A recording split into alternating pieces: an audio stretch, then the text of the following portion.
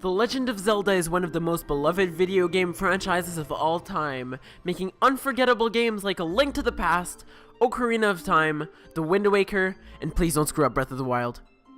Even though it has made the jump to 3D in 1998, every gamer remembers the NES, Super Nintendo, and Game Boy titles. But what if I told you that a tad bit later than the release of those games, a masterpiece was launched, one that, in my opinion, hit all former 2D titles out of the park. I am, of course, talking about the Minish Cap. The game introducing Vaati as an actual character, not a freaking monster like in Four Swords, yo. That guy's scary. They're not the same. This game revolutionized what 2D gaming is these days, making it essentially story-based and adding much more innovation, title after title. You don't believe me? Let me state my case. In the Minish Cap, the story isn't your ordinary Zelda plot. No Ganon, no big dealio about the Triforce. It's much more enticing than that. When you start the game, you immediately know your own backstory, and it seems like your life is peaceful. You're a blacksmith's grandson, and you're getting ready to go to the town festival with Zelda, the Princess of Hyrule, but also your childhood best friend. A sword fight tournament is organized, and it's the main event of the day. This is where you're introduced to the conflict along with the villain, which is actually surprising as you were just starting to have fun at the game's festivities. Vaati looks super freaking cool right off the bat, and you're just left there in awe in front of all of his abilities as he turns Zelda to stone. As the game goes on, you learn more and more about Vaati, and his story quickly becomes the best story a villain could ever have in a Zelda game.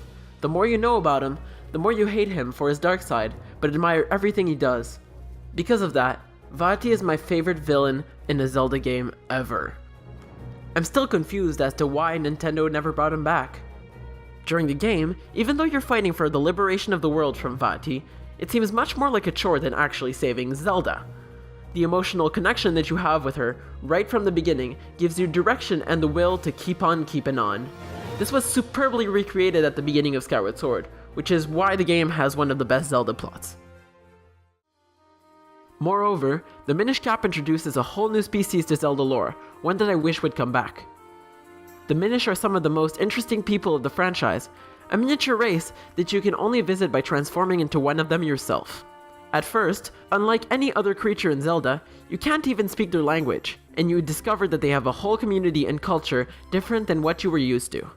This group's introduction enables an extremely creative concept in the game.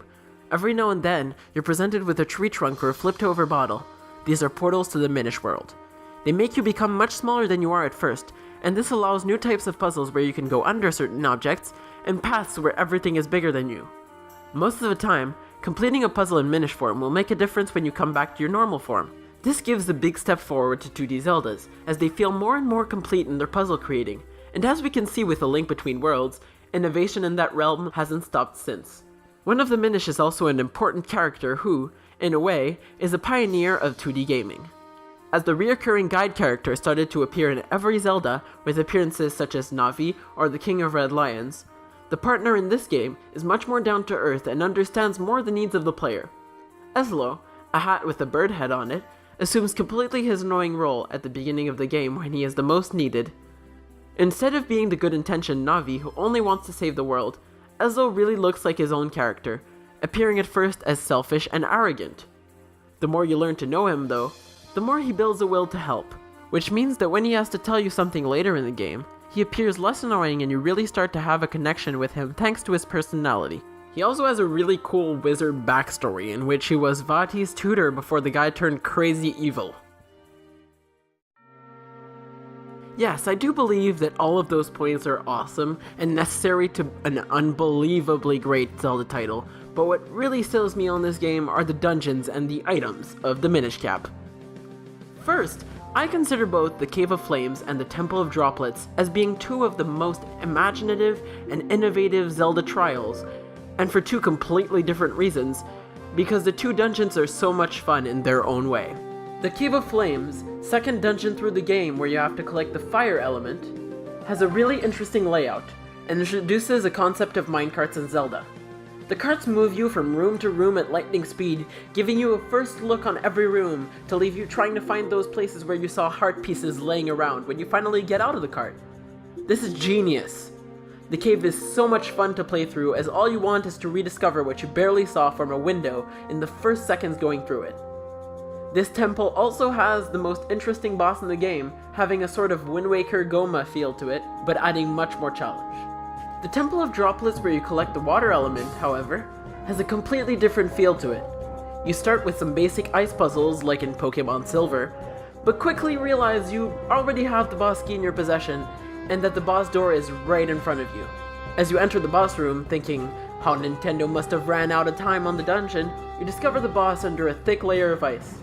Going through the whole dungeon trying to find a way to deliver him from his cage of ice just continues building the hype to finally get to beat him.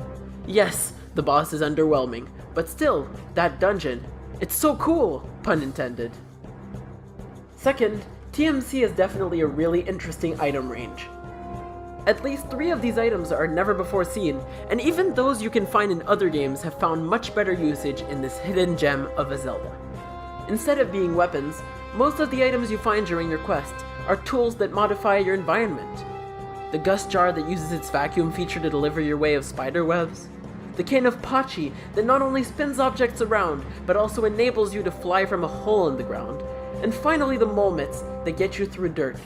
They're all extremely useful and really fun to use instead of the usual hookshot and company. The Capcom developed Zelda has also more than meets the eye when playing through it. A unique side quest was implemented, one that has never met its equal in any other 2D title. The Kinstone Fusion System, or so I call it.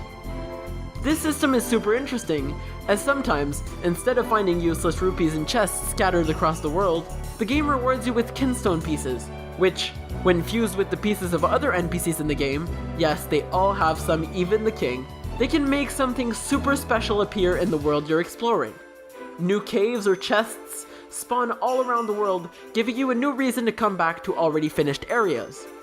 This gives the game a gigantic replayability, even though a lot of reviews would consider it a shorter Zelda game.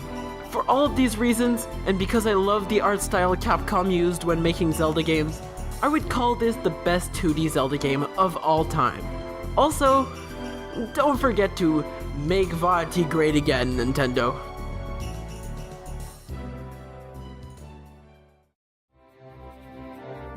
Thanks for watching the pilot episode of Perfect Quest.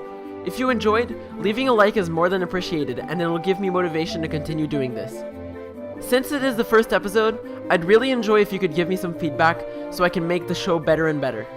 If you want to follow what I say on a daily basis, you can follow my Twitter at perfect_quest. And I'm done here, so I'm just gonna slowly back away from the mic. Slowly. Alright, I'm done. Bye!